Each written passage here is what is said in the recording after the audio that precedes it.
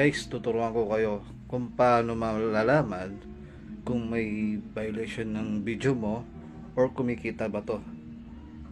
Watch this. Punta po kayo ng Chrome, i-search ang facebook.com.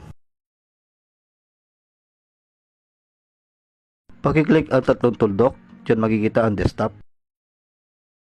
Kailangan po naka-check po ang desktop site natin para magiba ang website natin, maging itsurang computer.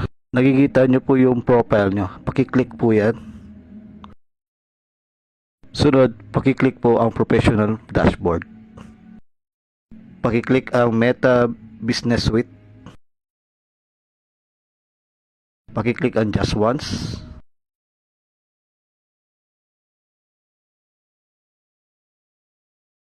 Sunod, pakiclick ang Content. Yan makikita nyo puro green. Ibig sabihin po niyan, kumikita po yung mga video, text, post, stories. Yung mga walang green po, ibig sabihin niyan, yun po yung mga sinishared natin. Pag may nakita po kayo dilaw or pula dyan, ibig sabihin hindi kumikita ang post nyo or may violation ang post nyo. Kaya hanggat maaga, i-check nyo na para hindi kayo magkaroon ng problema. Para maging malinis ang ating account. Natutunan po kayo sa video na to, paki-share naman po para makatulong sa iba.